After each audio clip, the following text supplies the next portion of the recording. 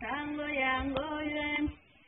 yango yo likambo na tango na yango oyo tango na yesu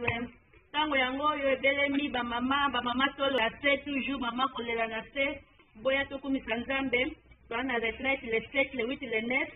ezala na Paris na église amema par pasteur Carlos Kalambai bamama boya tokumisa nzambe sa nzambe toza eloko te mama mutabatelaka ndaku mama mutabatelaka bana boya tolela elongo tokumisa nzambe toza na retraite eza mpona 3 jours tokokata yango mpona nzambe ekozala mpenza mabe te eloko tonapesa bomoi na yo na baboite mpo tomona mingi vendredi samedi dimanche eza jour bapatano jour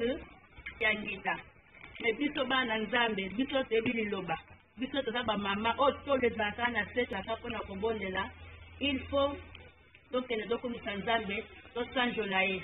boya ebele bamama Paris papa ola boya ebele tokumisa nzambe tosanjola ye esika bongo te le 27 le 28 le 29 toza na Belgique donc c'est Ivo yaka ija salai mama boya tokumisa nzambe tosanjola ye église mema eza wana porte eza ouverte mpona bato nyonso baba na psaume 127 ezoloba na biso nuka kotonga ndaku 5 atya nzambe eske ndako wana ekotonga malamu mama olingi otonga libala na yo lelela nzambe olingi bana no bazala bana moko beni reputation malamu